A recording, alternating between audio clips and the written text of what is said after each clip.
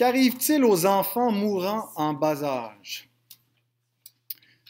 L'Esprit peut régénérer même des personnes qui ne peuvent pas recevoir l'appel externe de Dieu. Alors, je vais élaborer un peu cette réponse. Donc, on a distingué entre deux sortes d'appels, l'appel externe, l'appel interne. L'appel externe qui n'est pas efficace en lui-même, l'appel interne qui est efficace.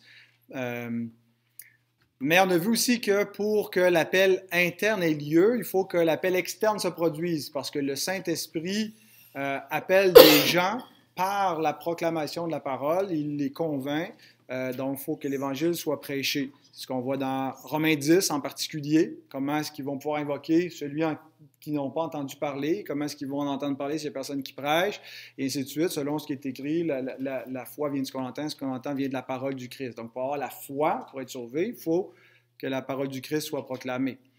Paul dit aussi dans 1 Corinthiens 1 que Dieu a choisi de sauver les croyants par la folie de la prédication. Donc, c'est le moyen, c'est la prédication externe, l'appel externe. Mais maintenant, qu'arrive-t-il à ceux qui ne peuvent pas répondre à cet appel-là? Parce que soit ils sont mentalement incompétents, ça inclut donc de jeunes enfants qui n'ont pas encore la capacité mentale, la conscience, ils ne comprennent pas le langage, donc ils ne peuvent pas répondre à l'appel de Dieu. Ça inclut des personnes qui pourraient être lourdement handicapées mentalement, trop pour être capables de comprendre l'Évangile, de comprendre des notions qui sont nécessaires pour avoir la foi. Ça, c'est la première catégorie donc, de gens qui est traitée au paragraphe 3, celle qu'on va voir ce soir. Mais il y a aussi une autre catégorie de gens qui ne peuvent pas répondre à l'appel externe, c'est ceux qui n'entendent pas l'appel externe. Alors, qu'est-ce qui leur arrive? Ceux qui n'ont jamais entendu parler du Christ. Donc, ceux-là, ils sont traités au paragraphe 4. Donc, on va se concentrer seulement sur les enfants. C'est spécifiquement les enfants, mais ça inclut aussi des personnes qui ne sont pas mentalement compétents pour répondre à l'appel externe. Donc, lisons le paragraphe 3. Les enfants élus, mourant en bas âge, sont régénérés et sauvés par le Christ qui œuvre quand, où et comment il lui plaît par le moyen de l'Esprit.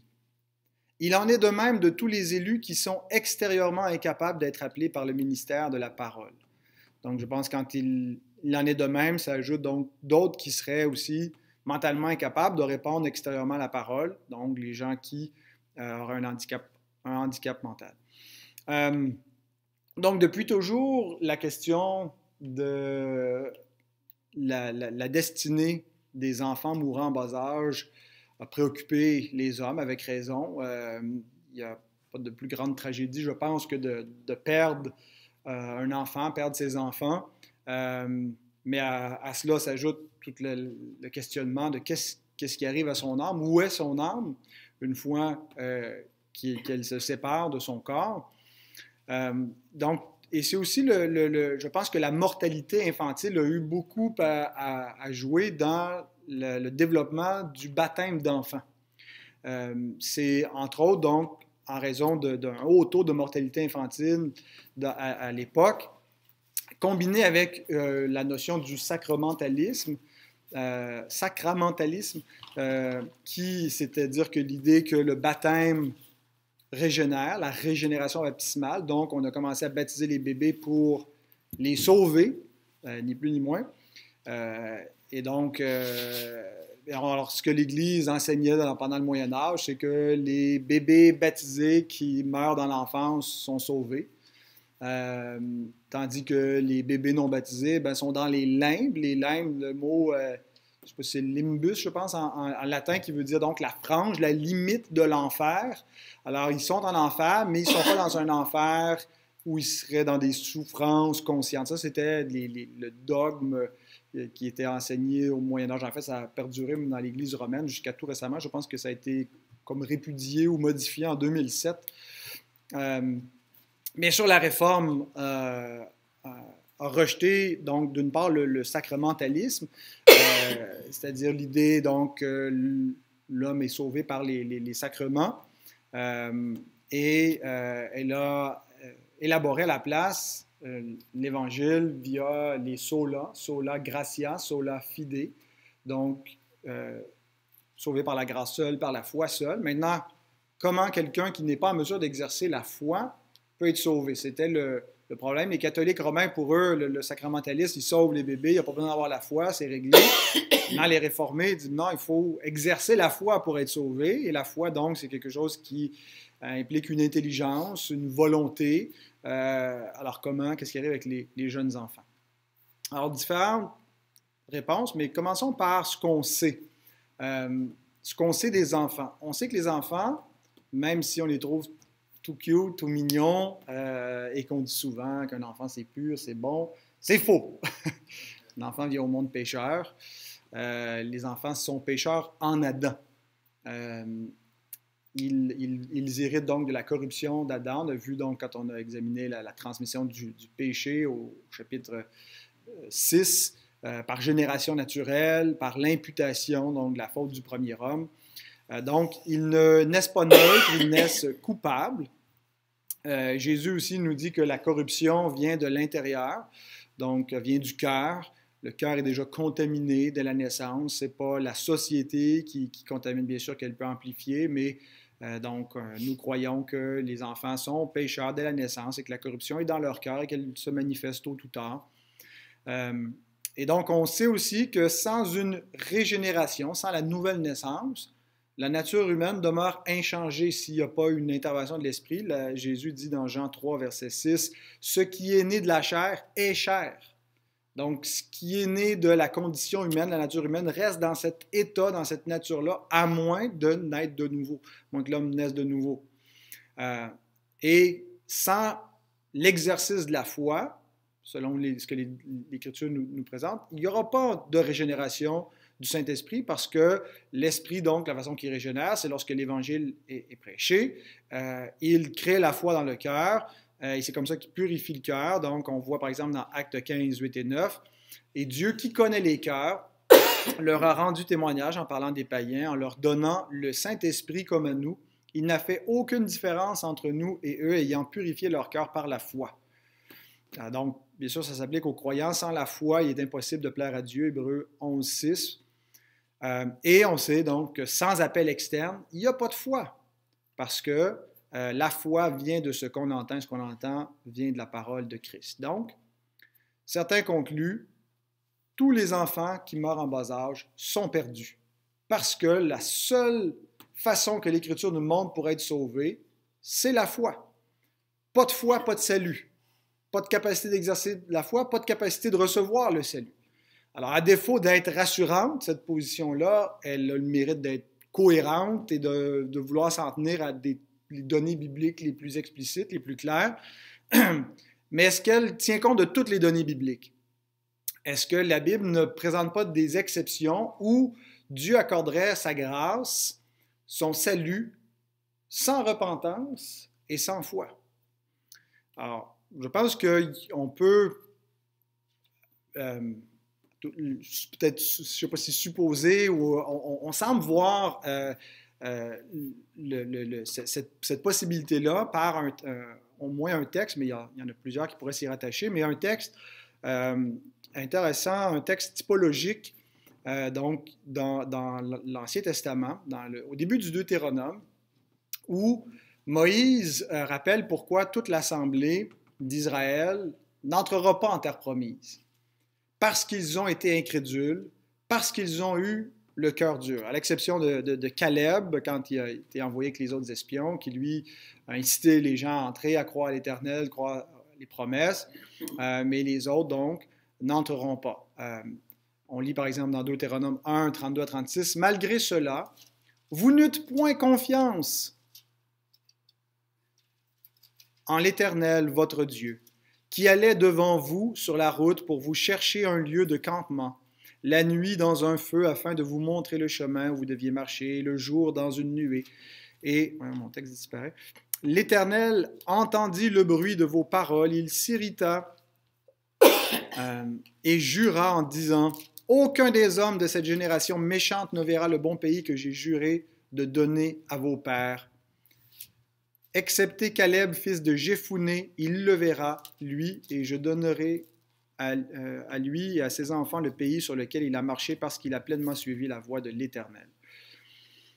Donc, ils ont été incrédules, ils ont été le cœur dur. Mais dans le même contexte, Dieu déclare que c'est la génération suivante qui va donc prendre possession de la terre promise, qui donc est ici un type, un symbole de la vie éternelle, du paradis promis.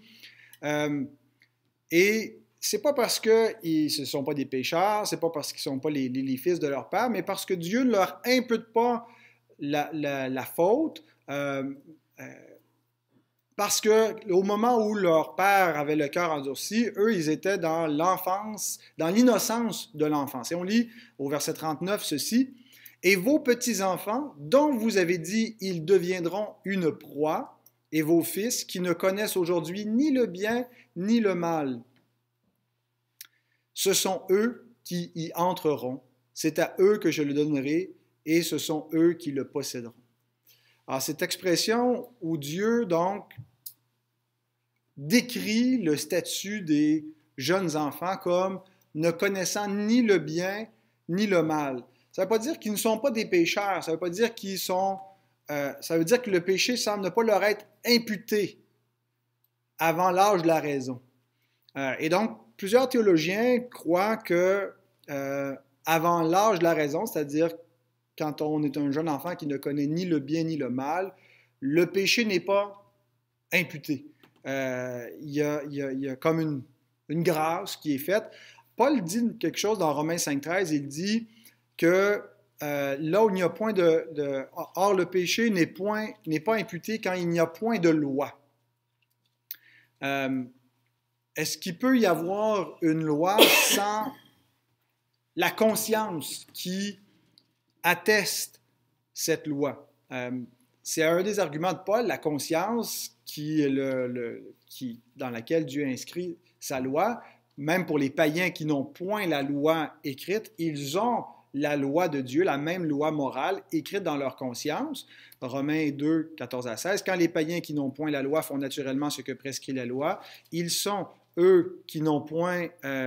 je m'excuse, mon texte disparaît sans cesse. Donc, eux qui n'ont point la loi, une loi pour eux-mêmes, ils montrent que l'œuvre de la loi est écrite dans leur cœur, leur conscience, en rendant témoignage et leurs pensées s'accusant ou se défendant tour à tour. C'est ce qui paraîtra au jour où, selon mon évangile, Dieu jugera par Jésus-Christ les actions secrètes des hommes. Donc, le jugement sur la base des œuvres, les œuvres, l'homme est imputable parce qu'il y a une conscience. Et donc, sans loi, pas d'accusation possible, mais sans conscience, est-ce qu'il y a une loi? Donc, c'est un peu la logique pour dire que des enfants mourant en bas âge, ce n'est pas qu'ils ne sont pas des pécheurs, mais c'est qu'ils ne sont pas des pécheurs imputables parce qu'ils n'ont pas encore la connaissance du bien et du mal. Et donc, de là, certains tirent d'autres passages où on semble pouvoir voir le salut d'enfants, de jeunes enfants dans l'Écriture, même s'ils ne sont pas en mesure d'exercer la foi. Et donc, on l'expliquerait par le fait que Dieu ne leur imputerait pas la faute. Par exemple, l'enfant de David avec Bathsheba, leur enfant illégitime. Ce n'est pas un texte hyper clair. L'enfant est frappé par l'Éternel, mais c'est clairement indiqué dans le passage que c'est David qui est fautif. C'est lui, c'est pas que Dieu punit l'enfant, Dieu punit David en faisant mourir l'enfant. Mais quand il meurt, donc on se dit qu'il jeûne, il implore Dieu pour qu'il ait pitié de lui, hein, de David, et qu'il sauve l'enfant. Et après ça, donc il dit, après que l'enfant soit mort, « Maintenant qu'il est mort, pourquoi jeûnerai-je? Puis-je le faire revenir? J'irai vers lui, mais il ne reviendra pas vers moi. » Bon, minimalement, ce que ça veut dire, c'est que l'enfant est mort, il ne reviendra pas, c'est moi qui vais mourir, donc indépendamment de sa destinée. Mais il semble que David ait trouvé un certain réconfort néanmoins, parce qu'au début, quand le prophète Nathan vient le voir, il dit « Dieu te pardonne. » Et donc, oui, il y a un châtiment, même si Dieu le pardonne, lui pardonne sa faute. Et donc, si Dieu lui pardonne, David a une espérance de se retrouver en présence de Dieu. Il n'est pas dans le désespoir d'être sous le châtiment éternel de Dieu. Et donc, en disant, j'irai vers lui, est-ce que David nourrit l'espoir de revoir son enfant, de le retrouver donc dans la gloire? C'est pas dit explicitement, mais je pense qu'on peut le supposer. On peut rapprocher aussi les textes où Jésus dit dans Matthieu 19, 14, « Laissez les petits-enfants et ne les empêchez pas de venir à moi, car le royaume des cieux est pour ceux qui leur ressemblent. »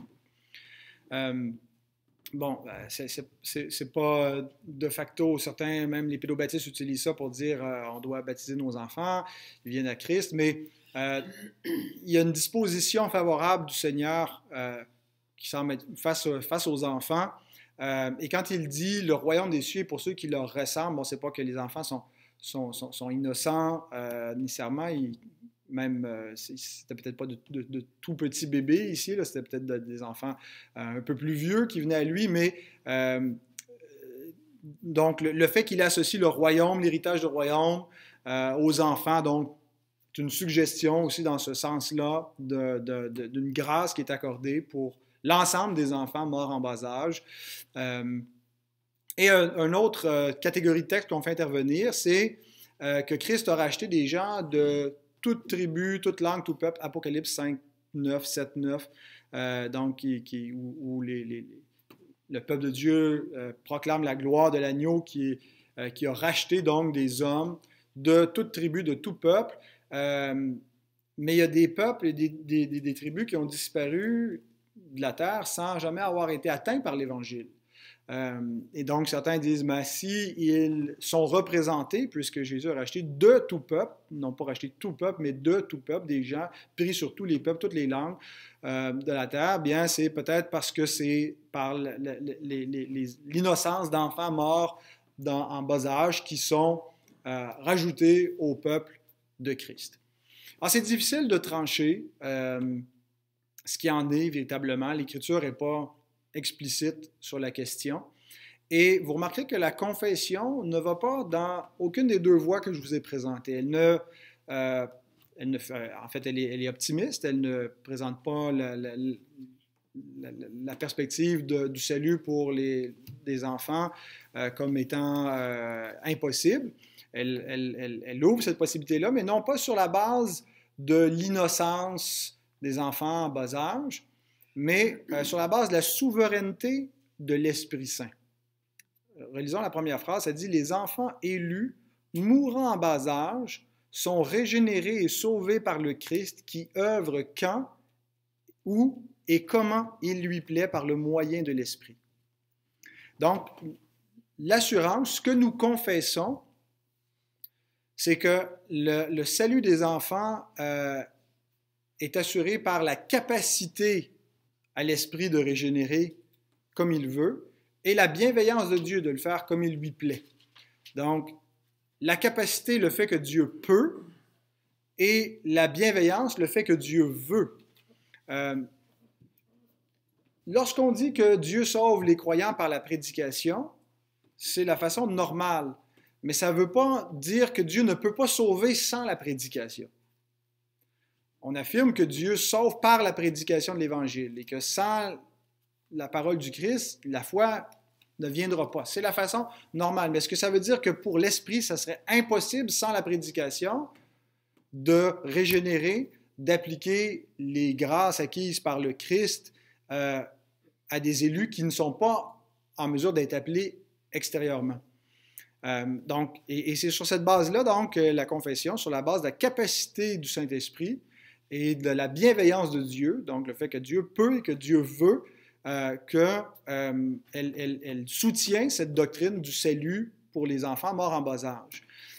Donc, le texte preuve, en fait, c'est les versets qui sont dans Jean 3, 3 à 8 qui sont donnés, mais surtout le verset 8, où nous lisons « L'Esprit souffle où il veut ». Certaines traductions ont le vent souffle où il veut, le pneuma, mais donc vent et esprit, c'est le même mot.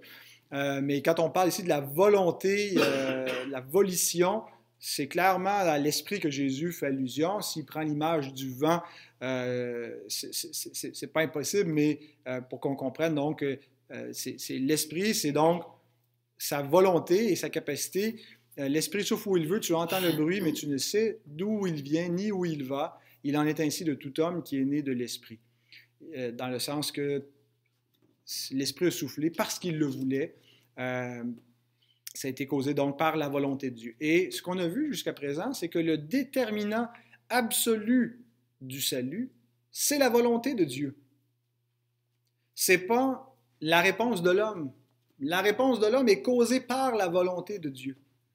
Alors, s'il y a une incapacité chez l'homme, ça ne vient pas rendre Dieu incapable, ça ne vient pas lui enlever des possibilités.